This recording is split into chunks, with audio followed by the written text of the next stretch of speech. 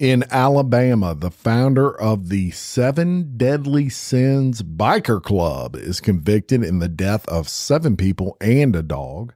In Louisiana, a man is sentenced to 30 years behind bars after terrorizing his girlfriend on a trip to Pensacola Beach, Florida. And in Kansas, prosecutors detail killings orchestrated by the God's Misfits group. These stories and more coming at you today, Thursday, September 19th on Real Life Real Crime Daily, and I'm Jim Chapman. I'm Woody Overton.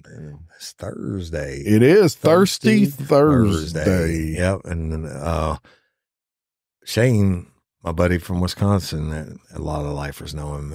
Shane McBride. Yep, and they'll be in this afternoon. Oh, yeah. It'll be Thirsty Thursday for sure. It'll be Thirsty Thursday, Thirsty Friday. The whole time. My liver would be begging him to leave. But yeah, Wisconsin, those people drink, boy. Really? Did you know that? No, I wouldn't think. They did a study on the states that drink the most, and I think Louisiana would be number one. Think. Wisconsin's number one. You're kidding. Nope. Dead I would serious. never guess That's that. part of their culture. Great people. Yeah. I mean, I'll call it the Louisiana of the North, right? Everybody's so awesome and cool, and they like to party and have a good time. Wow. I didn't know that. Yep, It's an interesting stat. Yep. Wisconsin. Well, that's how it is up in Wisconsin. That's it. And let's get down to some true crime time for Thirsty Thursday. All right. And we're going to start off in Alabama. And a man who co-founded a biker gang called the Seven Deadly Sins has been convicted of gunning down 7 people, some of who were members of that motorcycle club, and a dog. Frederick Rogers, 26, admitted to the killing of 4 men among the 7 victims, investigators testified at the trial. Jurors recommended a life sentence without the possibility of parole on Wednesday after less than 3 hours of deliberations. Prosecutors wanted the death penalty. Rogers and his accomplice, John Michael Legg, who is 23, were arrested in Oregon when the Marion County deputies pulled them over more than 2 weeks after the massacre. Deputies arrived at a home in early June 2020 and found 3 people dead in a garage. One of them opened fire, according to reports. There were 4 more people dead in other parts of the home. The victims were identified as Tammy England Muzzy, Emily Payne, Dakota Green, Roger Jones Jr., and Jeremy Roberts, as well as William Hodgen, who was only 18. All 7 had been shot multiple times, and so was a dog. Green, the youngest victim, had also been stabbed. He was 17. As prosecutors showed hundreds of crime scene photos in court, Rogers shook in his seat. Authorities recovered dozens of spent casings at the scene, which had been set on fire in an alleged attempt to destroy the evidence.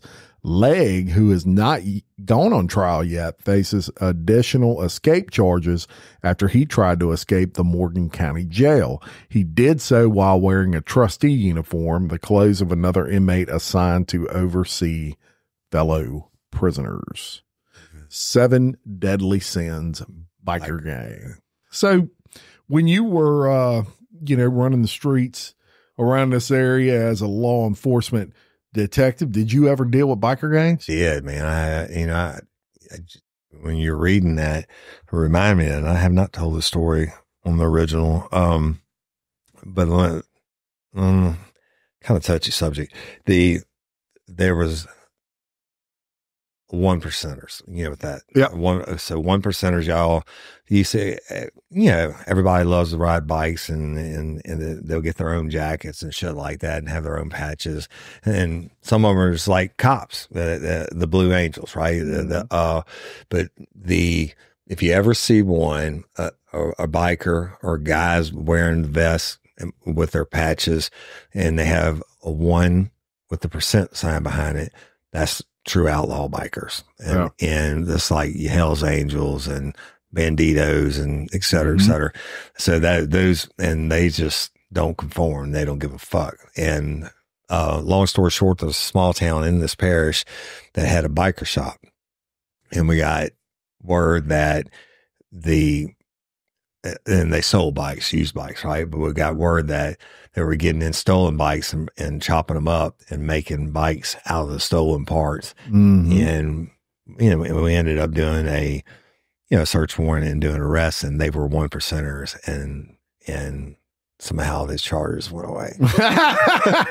and the one guy was vice president of, I'm not going to say which one it is, the probably the second largest 1%er club in the United States of America. Really? Yeah, he was a bad player. Yeah, not people you want to mess with, because like that dude, yeah, they will kill you. Yeah, I knew a couple of banditos actually. Mm-hmm. Yeah. And you know what? I sat in the bar and drank with someone when I was on leave from the Army, and they bought me drinks and shit, but they were 1%ers. But that's how I got started. Biker gangs after World War II, the guys that came home, they only had that bond from being on the battlefield and stuff together. And then they were kind of not so much anti-government or whatever, but they bonded together, and they got the used Harleys from the Army that were used during the war. And that's how the biker gangs originated. Huh. Yep. Interesting. So let's tell you about another group in Kansas. Prosecutors tell how Kansas women were killed by members of God's Misfits group. And this is long and lengthy, but it's a crazy ass story. Veronica Butler, 27, and Jillian Kelly, 39, were found dead in April after they disappeared the previous month. The two Kansas women who were found dead after disappearing under suspicious circumstances in March were allegedly killed by two separate suspects, while two other suspects helped cover up the crime, prosecutors said in a recent court brief. Veronica Butler, 27, and Jillian Kelly, 39, were reported missing after their car was found and abandoned by the road in rural Oklahoma in March. So they were found dead on April 14th, a day after police arrested Tiffany Adams, 54, her boyfriend, Tad Burt Cullum, 43, Cole Twombly, 50, and Kara Twombly, 44, in connection with the investigation. Paul Grice, a fifth suspect, was arrested later that month. All are charged with murder, among several other offenses. And this week, a brief submitted by prosecutors revealed the details surrounding the attacks on the women and what authorities say was the cover-up that followed. The brief, in support of consolidating a preliminary hearing for the five suspects, was shared by KWCH, local news station. And in the brief, which was submitted in court on September 9th, prosecutors allege Grice stabbed Butler and Cullum stabbed Kelly. In the process, Grice sliced his own hand. The brief alleges that Adams purchased a burner phones used by the suspects to coordinate the killings. She also bought stun guns, one of which was found in the burial site, and bought yellow straps that were used to wrap a freezer where the victims' bodies were found. Crazy. The brief further alleges Cullum discussed with the owner of the property where the bodies were recovered and gained permission to dig a hole the day before the killing. But the land owner has not been linked to the investigation by detectives. But on the morning of the killings, Cole and Kara Twombly acted as lookouts. And after the killings, the brief alleges Cullum and Grice drove the bodies to the burial site where they both discarded their clothing, and Grice discarded his knife.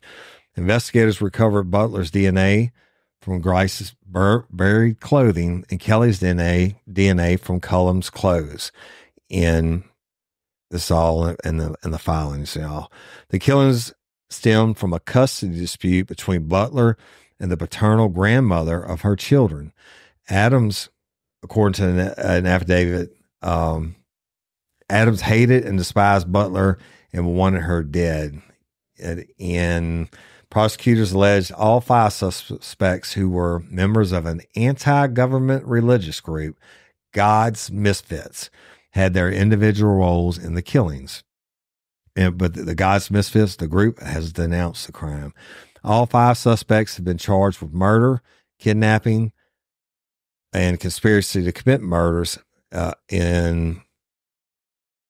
We don't have any information on how they pled. I imagine they pled not guilty, but it kind of goes back to it, right? These groups, that's some, the anti-government extremist groups. Yes. The you like the people that you pull them up in the window, that you pull them over and they hold up a piece of paper that says, we don't have to, answer. We don't follow. We believe in the Constitution. We don't believe in how you're enacting the Constitution. And they'll have make license plates and all that stuff.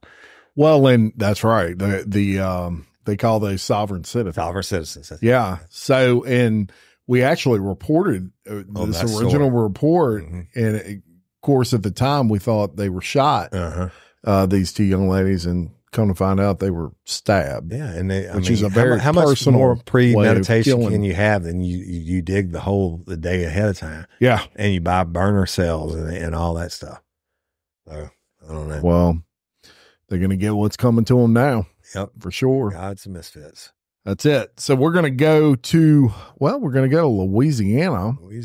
And we're going to talk about a 21-year-old Louisiana man, awfully young, to get sentenced to 30 years in state prison after he sexually terrorized his 18-year-old girlfriend during a trip to Pensacola Beach in 2023. Now, I've been in Pensacola many times. Ton of times. Many times. It's a very popular place for people from Louisiana. It's 4 hours away, easy to get to and easy to get from. So Circuit Court Judge Linda Nobles, she sentenced Richard Tommy Carabal to 3 decades in Florida's Department of Corrections, because that's, I guess, where all this occurred, after he pleaded no contest, to 2 counts of sexual battery, false imprisonment, domestic battery by strangulation, tampering with a victim, and aggravated battery causing great bodily harm.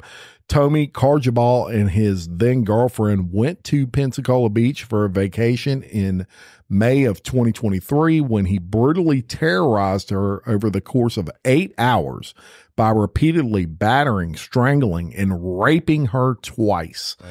Some of the photographic evidence presented at court during sentencing depicted bruising in the shape of Tommy's fingers on the victim's neck. That's what we call a clue. Giveaway. Because of repeated strangling, the victim's face was unrecognizable due to the extent of the injuries sustained. So this asshole beat the shit out of her, pretty much. The victim faced Tommy during his sentencing and said, "I survived that night because I'm strong. You didn't break me. I will move on from this and go back to college. I hope you regret what you did to me every day while you're sitting in prison." Good for her. That took a lot more nerve, I should say, than people think to do that and stand up in front of someone who damn near killed you. And this piece of shit is going to spend the next 30 years thinking about a dumbass decision he made on his vacation. 8 hours of beating and torturing and raping. I guess her people raised the right to stand up and fight. So many people get sucked into that domestic violence circle, and at least she stood up, like you said. So I don't know. It was just crazy. No. All right, let's go to Fort Payne. I believe that's in Indiana, if I'm correct. No, Alabama. In Fort Payne, Alabama. A suspect has been arrested in connection to a burglary on Thursday night in Fort Payne. And according to Fort Payne Police Department, a man was reported inside a home around 10 p.m. on Godfrey Avenue. Now, when the cops arrived at the home, the suspect ran like a little bitch, and the victims inside the home were able to give the suspect's description. Now, following a lookout call in the area, there's basically a bolo y'all be on the lookout for this guy. The authorities found an individual matching the suspect's description on Sanders Avenue. The suspect has been identified as Jeremiah Daniel Sharrow, 27, of Fort Payne. Police said Sharrow had items in his possession that were taken from the burglarized residence. According to the Fort Payne police chief, David Davis, Sharrow was found wearing children's clothing he had taken from the residence. Now, Mika Eiler lives in the home with her 3 children and took to social media to describe what happened that night. Hillier said she was at work when she got the news of the incident. She said her ex-husband was there with the kids when he noticed one of their daughter's doors was locked. He eventually got in. He found the room in disarray. He looked under the bed to find Sharrow hiding there, wearing clothes belonging to their young daughter and his ex-wife's shoes. And when he looked under the bed, in this quotation, y'all, when he looked under the bed, there was a man wearing my children's clothes. He escaped the house. He was wearing my children's training bra. He was wearing my daughter's pink skirt, Hillier said. And in a 4-minute video posted to TikTok, Hillier shared her story and how her family is still trying to cope. Of all the rooms in my house, he had to hide in the room under a little girl's bed. My kids haven't slept. I haven't slept. Nobody slept. There'll be justice, Hillier said. Sharrow has been charged with burglary, in the third degree, and public intoxication. He's being held in Fort Payne Police Department jail, waiting to be transferred, blah, blah, blah. And the investigation is ongoing, and he could face more charges. Wow. Ah, come on, man. Yeah, first of all, he had to go into Weiss too to get our shoes. Yeah. But then he must have been a little dude. It had to be. It's got to be a preteen training bra and what is skirt. Wrong with this guy? He hide under the bed. Wow. He'd be tossing salads. He's got, yeah, he's about to probably like it. He's about to really dress up. Yeah, right. For people. Speaking of dressing up, we all like to go see Santa Claus, right? Right. There is in North Carolina, actually Cherokee. Have you ever been to Cherokee? Absolutely. North Carolina. I have as next well. door to Gatlinburg and all that. That's when you drive through Cates Cove. And very fun place. From what I recall, I was a kid then, but I might go back. I took my family there a couple of years ago. It was actually during the winter time, so probably around Christmas, and it was snowing and shit. Yeah. Oh, wow. That would be nice. Well, this is not a good story, unfortunately. In Cherokee, North Carolina, a 78-year-old former Santa Claus impersonator was arrested recently for sexually abusing and inappropriately touching children. And look, when you see this guy's picture, I'll post it on the Facebook page. He looks like Santa Claus, man. Yeah. He might be the most realistic looking Santa I've ever seen.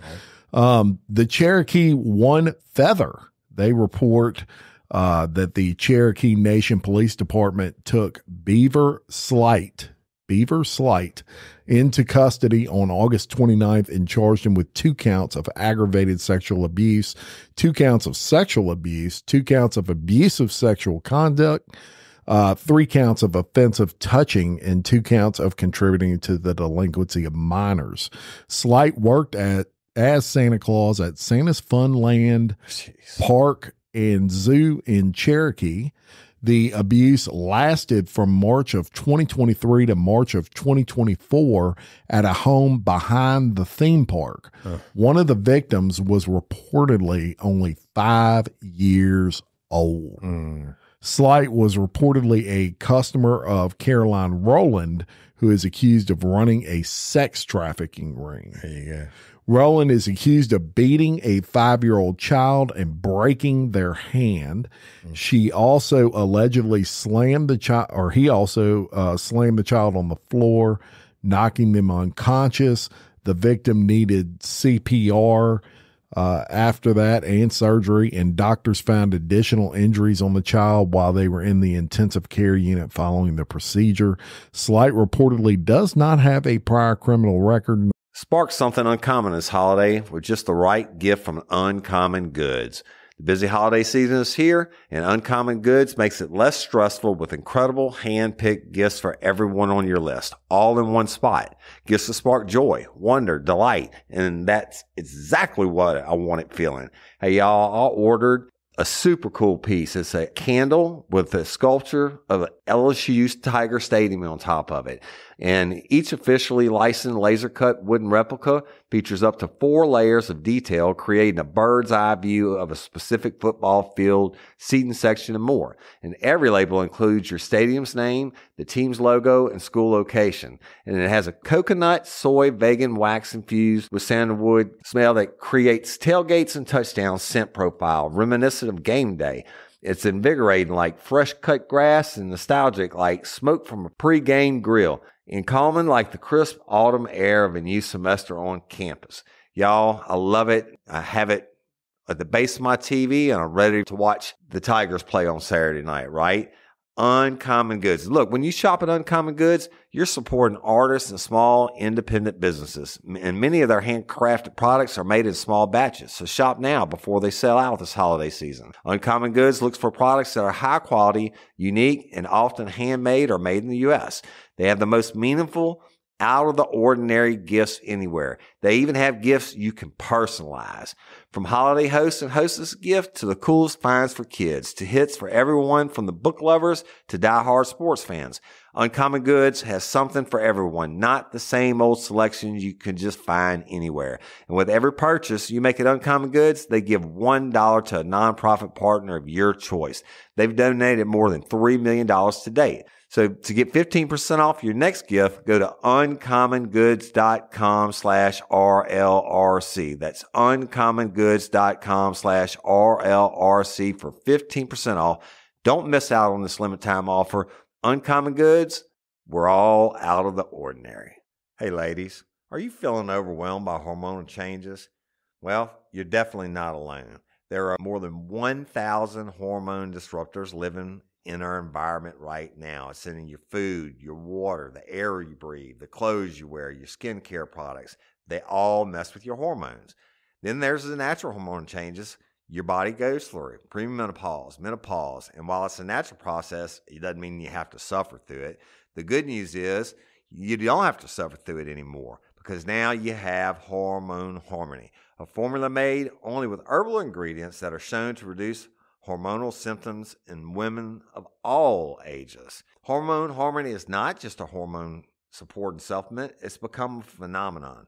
Women can't stop talking about it on social media. A bottle of Hormone Harmony is sold every 24 seconds. And the biggest benefit? Well, my wife says it makes her feel like her own self again. And that's what women mention over and over in the reviews. And there are over 30,000 reviews for Hormone Harmony. And for a limited time, you can get 15% off your entire first order at happymammoth.com. Just use code RLRC at checkout. That's happymammoth.com and use code RLRC for 15% off today. That's happymammoth.com and use code RLRC. Nor does he work at Santa's Land anymore. I would fucking hope not. Let me ask you something. I didn't hear anything. Now, he's a pedophile. He's done all these kids, right? Yeah. Raped them and shit. Yeah. And he got arrested, right? Right. But that story can't be complete. What are we missing? Because I was confronted and told very boldly by Agravino that everybody that is arrested for pedophilia has to have child porn. They didn't say anything about child porn. Yeah. As a matter of fact, he had no prior criminal record. When I defended myself, he comes back on the next episode and says that him and Ziegler did extensive research of everybody arrested ever. This is my point. And everybody ever arrested for pedophilia, and they all had child porn. And I said, "You're full of fucking shit." Probably 40% of my cases of people I arrested didn't have any child porn, and they're child pedophiles. But there are some people out there that believe that you cannot be a pedophile unless you have child porn. I'm here to set the record straight, people. It's not true. Yeah. Yeah. I'm sure that's right. And shame on that dude for using, there you got bad cops and bad teachers and bad people, bad preachers and coaches. And you got all these people that use their position of authority, but using the position of Santa Claus, that's fucked up. Yeah, and you're as a mother and father, you're bringing your kid to see Santa Claus, and he's a freaking and your kid pedophile. And your kids thinking, "Hey, I'm hanging out with Santa Claus." Can you believe that? Yeah. Anyway, well, it is a horrible story, y'all, and I'm gonna give you another horrible story because this is just a horrible story day. Let's go to H-Town, Houston. And a Houston man is now wanted after being charged with killing his children's mother at a birthday party Thursday night. Now, Jalen J. Foreman, 27, has been charged with murder and is not in custody at this time, y'all. The Houston Police Department said it happened on Loxley Road near Tidwell Drive and Wayside Drive shortly after 8:30 p.m. The victim, 25-year-old Jalen Whitlock, was celebrating the birthday of one of her two children who are 6 and 2 years old. The group was at a townhome celebrating along with the woman's boyfriend. And during the party, witnesses say Foreman arrived at the home and began yelling at someone. Then he pulled out a gun and began firing shots at the house. Whitlock was hit by the gunfire. Nobody else in the home was injured, but the children and boyfriend witnessed the attack. Now, when HPD officers and paramedics arrived at the scene, Whitlock was found unresponsive in the doorway and pronounced dead. Now, Foreman ran like a little bitch, and he left the scene in a white Chevrolet Tahoe after the shooting. And anyone with information on the whereabouts of Jalen Foreman or the wanted vehicle is urged to contact HPD Homicide Division at 713-308-3600, or you can speak anonymously to Crime Stoppers at 713-222-TIPS. Wow. Right? Killed. I mean, fuck, man. People don't think about it's bad. It's bad that lady's dead, but he did it in front of her fucking kids, man. Yeah. I mean, he took their mama. That's horrible. And then they have to live it for the rest of their life. That image in their head, the last image of probably the person they love the most. That's right. Well, we're going to give you how about a feel good story since then. And I came across this story and thought it was worth reporting. And I'm going to bring you to Massachusetts and some police officers in Massachusetts who have really come up with an innovative way to reach out to the community and improve the relations between the public and police officers and things of that nature. So we'll get into it. Now, if you're in Chicopee, I think it's Chicopee, Massachusetts, you may notice a rather unexpected police vehicle making the rounds, and that is an ice cream police vehicle. It's an ice cream truck. The truck was the brainchild of Officer Travis Ordorn of the Chicopee Police Department. One of my main goals was to try to bridge the gap between police work, our department, and our community. After borrowing an ice cream truck from another police department for a few community events, Ordorn thought Chicopee could benefit from one as well. He took the idea of a department ice cream truck to his chief, who thought it was a great idea. They found a used truck on Facebook Marketplace in 2022, and using the money seized from asset forfeiture, they were able to fix it up and get it ready for the road. Once the truck was ready to roll, the Chicopee community stepped in. They started getting donations from local businesses to wrap the truck and then provide ice cream for kids in the community for free, he said. The truck now reads, "To protect and serve ice cream." That's awesome. Since then, the truck has been to more than 50 events in Chicopee and is often found patrolling the city's parks. The guys go to the parks. We go to the pools in the summertime. Just the kids come out. They love getting the ice cream, he said. At community events, other organizations will often provide ice cream for the police department, which the officers then distribute to the kids. This, he says, is another way for businesses to show involvement with the police and the community. The ice cream truck helps officers connect with children who might otherwise associate the department with negativity.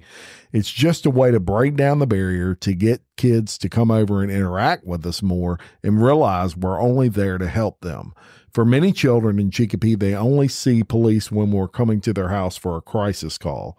So to be able to interact with us in a positive way, whether it's walking on the street or seeing us at the park with the truck, it just allows them to see us doing positive things for them. We don't always want to be on the negative side when they're calling us. So far, the reception for the ice cream truck has been positive, except from the local ice cream truck man. He ends up somehow being on our routes for giving out free ice cream.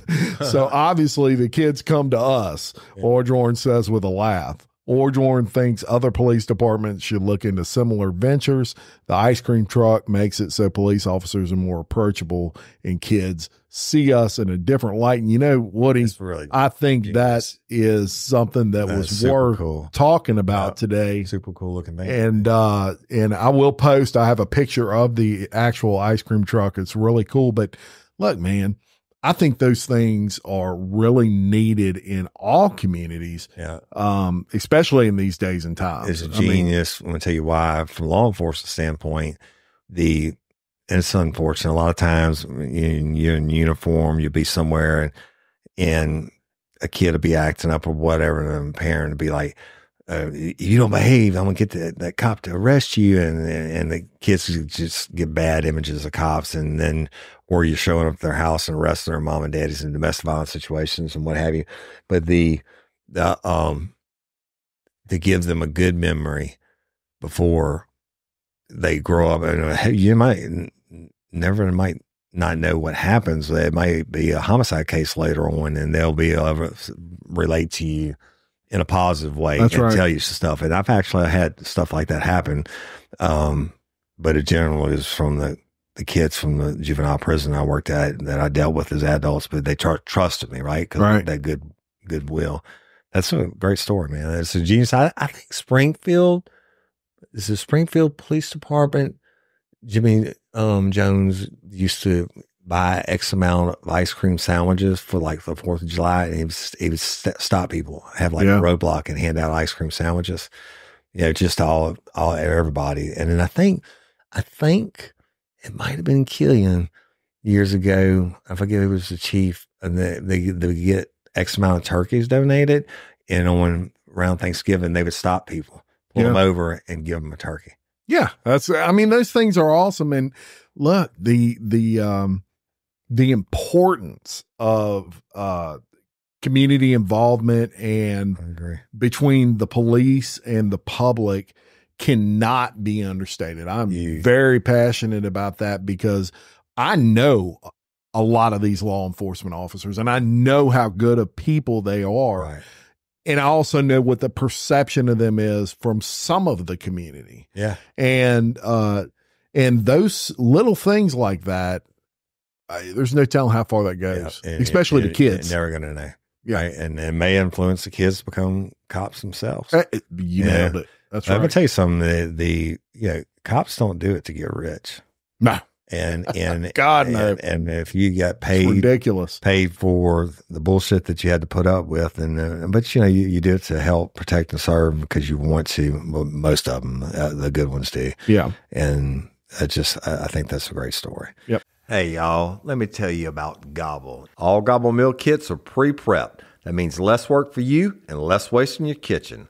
Their meal kits include everything you need so you can save time at the store or just skip that trip entirely. I got the box in and I had 3 different meals. I had a Kung Pao chicken, crispy fish tacos, and a beef bourguignon, however you say it. But let me tell you about the classic beef bourguignon. Look, it came with beef pot roast and a beef broth concentrate, red wine demi-glaze, cremini mushrooms, cipollone onions, mashed potatoes, baby carrots, and rosemary thyme butter. It was so easy to make. Literally like 15 minutes it took Cindy. And let me tell you something.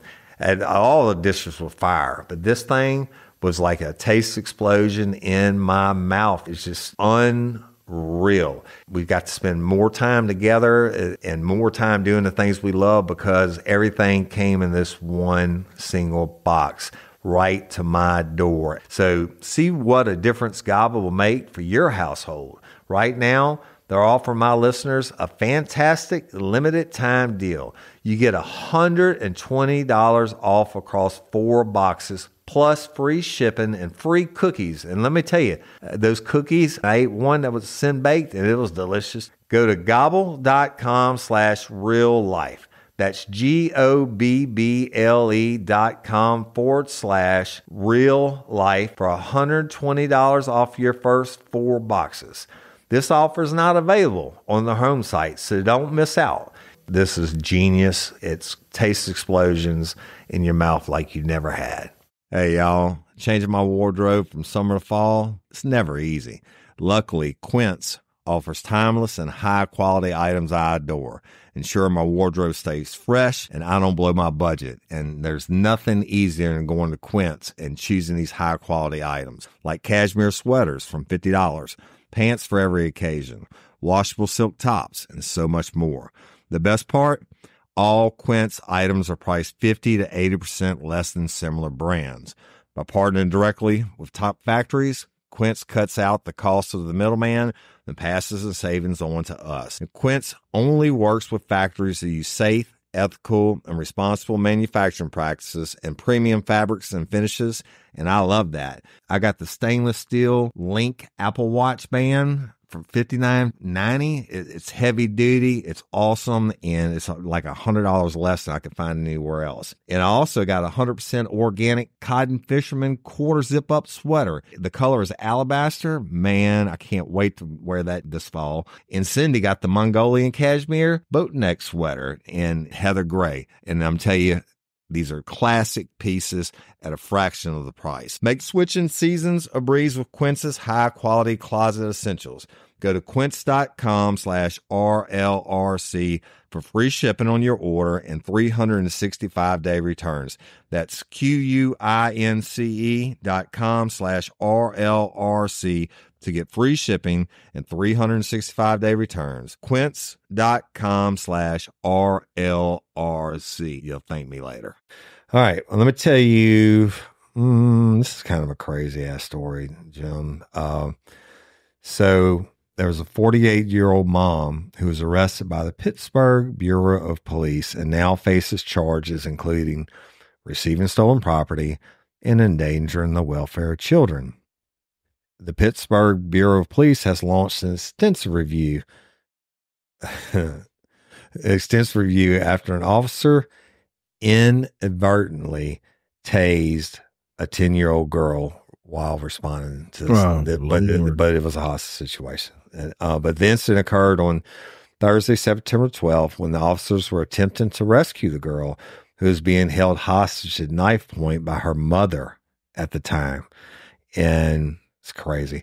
The officers encountered the hostage situation after initially being flagged down shortly after 3:30 p.m. local time by a man on Knox Avenue who claimed a woman had just stolen his Chevy Equinox. And police said witnesses saw a woman pull a driver from a vehicle and drive off in the car. Well, what kind of man just pulled out a Chevy? I'm like, I'm not going to throw shit on the dude. It may have been old or something. All right. After finding the man's car a half mile away on Brownsville Road, police then located the woman who had 2 children with her on a nearby street. As the police approached her, the woman pulls a knife and held the children, a 4-year-old boy and a 10-year-old girl, at knife point. Right? Your own kids. Police identified the woman as 48-year-old Gwendolyn Gilmore. The 10-year-old is Gilmore's daughter. The boy's identity is unclear, and the release said that he is also her child, but somebody else said it's her nephew. In the CBS affiliate KDKA reported, citing the complaint, that as Gilmore held the two children at knife point, an officer held up a gun and told Gilmore to drop the dagger. Gilmore then wrapped her arms around the children's necks with the knife against her daughter's neck. After being told by police they were switching to tasers, I mean, that's common, right? You're trying to de-escalate the situation. Look, we're going to go to tasers. We're not going to shoot or whatever. Well, it didn't really matter to her. But in an attempt to disarm the female and safeguard the welfare of the children, an officer on scene deployed a taser. In the process, the 10-year-old female was inadvertently struck in the head by one of the taser prongs. Let me tell you something. Fucking tasers hurt. If you get hit in the head, they really hurt. I'll tell you that in taser training, they came out, thank God they came out after my time in uniform patrol, because Freeze Plus P was my go-to shit. Yeah. The taser I got to see one time when I was actually a detective. This guy had a knife and they shot him. He was so high, they shot him 3 separate times with his tasers. But I think he had on one of those Nomex suits, so it wasn't penetrating all the way. He kept pulling the things and saying, I wish I would quit shooting me with these things. But they have barbs on them and they go in your skin and electricity penetrates like that. But in taser training, they'll put like 10 cops on their knees and get them to lock arms like that. And they'll put one prong from the taser on one end of the cops in their back pocket, and the other prong on the other end of the 10 cops, just 2 prongs. Yeah. And they hit it, and every motherfucker in that line goes down. Yeah. They're bad, bro. I mean, that's some bad shit. But anyway, back to the story. After accidentally being tased, the girl had a seizure at the scene, I don't doubt that, and suffered a minor laceration on her scalp, and that would have been from the penetration on the bar. Officers rendered aid, and Pittsburgh EMS responded to the scene, bringing the girl to a local children's hospital, and she has since been released into her relative's care, and the boy is also in the care of a relative. Gilmore was arrested and taken to an area hospital for medical clearance. She has since been transported to the county jail, where she faces charges including theft by unlawful taking, I guess the guy's Chevy Equinox, receiving stolen property, and endangering the welfare of children. The Pittsburgh Bureau of Police reviews all use of force incidents that occur in the city and involve Pittsburgh police officers.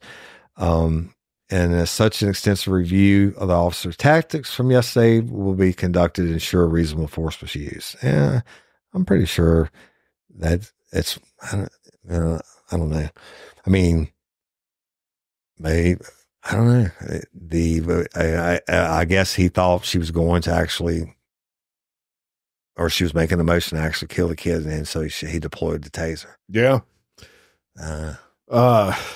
Yeah. Speaking of, shocking and trying out tasers and stuff like that, I'll tell you a quick story. I had a friend that we grew up together, very good friends.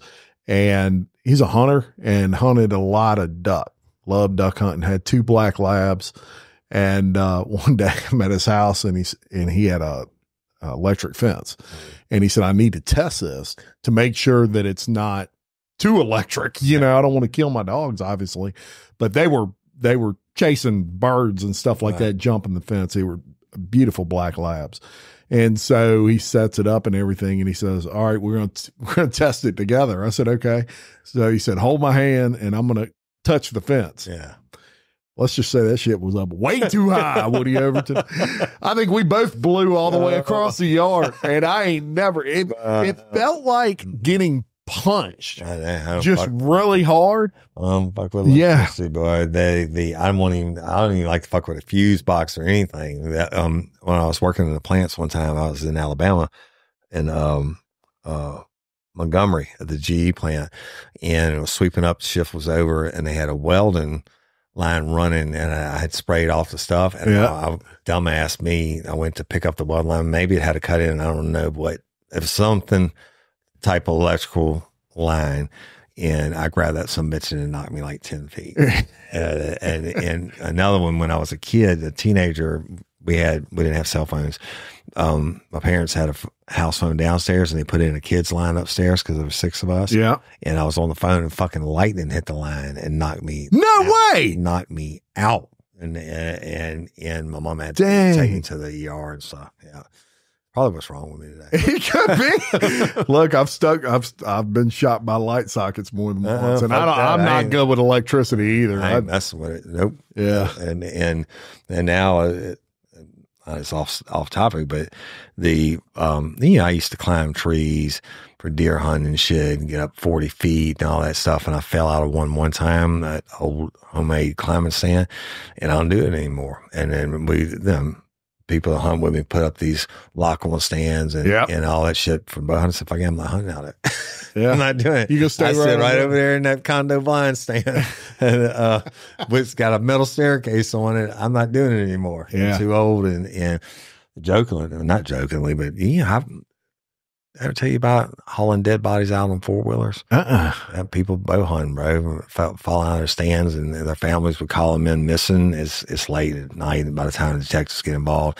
And then like, okay, what does he normally do? Well, they go to deer hunting. Where's the lease? And you have to go ride the lease or find somebody else the lease could tell you where their stands were and stuff like that. 2 different people. One fell out and broke his neck. Oh, wow. And then the other one actually had a safety harness on and fell out. But didn't have the strength to get back in the tree. And he'd been like 11 hours and he died from hanging upside down.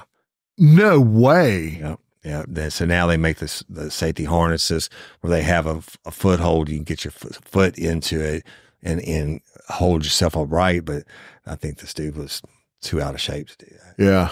Yep. Hauled both of them out on the front of a 4-wheeler like a dead deer. Oh man, that's horrible. Yeah. That's I never thought about that, but that's, yeah. Fuck that. I ain't doing it. And I tell them, if you gonna hunt me, go hunt them motherfuckers, you gonna have a safety harness on it. Because I ain't coming to get you.